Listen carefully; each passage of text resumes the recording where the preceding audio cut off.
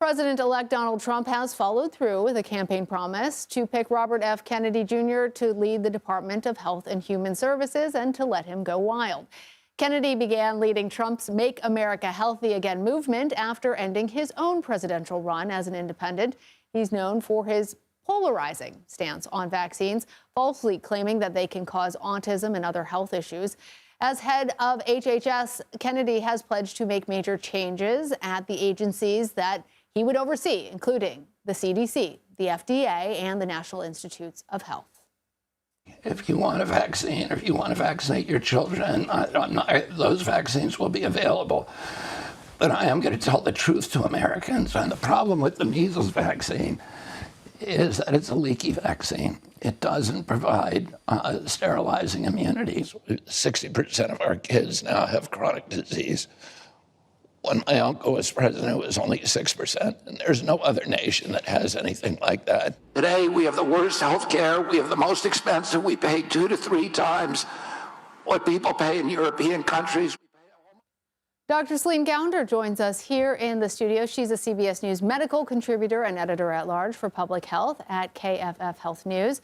So, Dr. Gounder, as a health professional, what is your reaction to this pick, and what do you make of his credentials? Many of us are concerned that he doesn't have the medical, the scientific, or the public health credentials for this job. Now, that said, there have been lawyers, including the current HHS Secretary, Javier Becerra, who have held that position. What is critical in those situations is that it's somebody who knows that they don't know everything about health care, public health, science, and that they're willing to talk to experts to take their counsel and advice.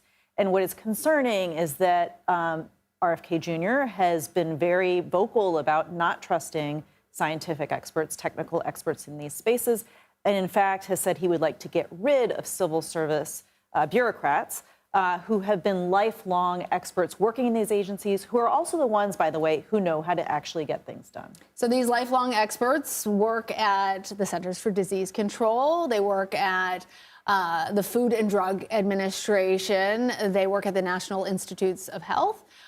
What are the implications if they're removed? Can they be removed? And how does that impact the health of Americans? Well, this is part of what Trump has also been saying that he would like to do, is get rid of, quote, the deep state, much of which is these career bureaucrats, for lack of a better word, but really these civil servants who've dedicated their careers to working in the public's interest.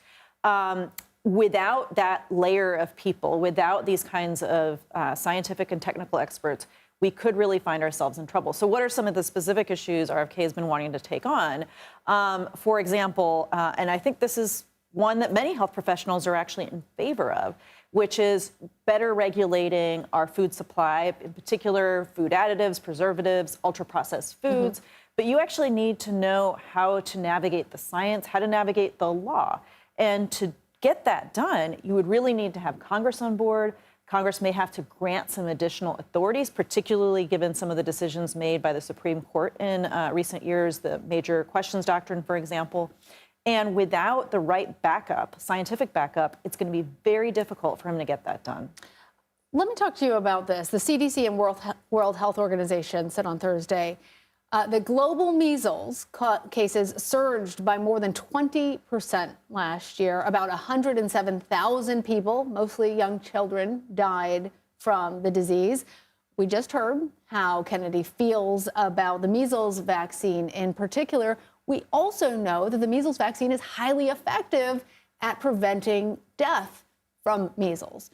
So what kind of effect might Kennedy's advocacy, even though he says that people should be allowed to make their own decision about taking vaccines, what do you think the actual implications, the impact that will have on what is really for health professionals a concerning trend when we're talking about measles? Well, a couple of things. One, he made a comment that the measles vaccine does not induce sterilizing immunity. That, in fact, is all the more reason you need the population immunity. Think of it as you're holding an umbrella by yourself in a storm versus you're in a crowd of people, all of them with overlapping umbrellas. You're going to be way drier in that crowd of umbrellas. And that's essentially what we try to do with the measles vaccine. Now, it's very concerning because the fact is most people do not have the expertise. Googling, by the way, is not doing research that is, in general, going to confirm any biases, emotions you might have had. Science is when you formulate a hypothesis, you experiment to test the hypothesis, you understand how to distinguish between causation and correlation. You understand that you have to repeat experiments time and again to make sure your result is not just a fluke, a statistical fluke, coincidence. That is science. What people do when they go on Google, that is not science.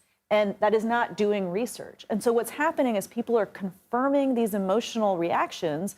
And I think that is what it will drive a lot of the decision making. All right, Dr. Celine Gounder, thank you.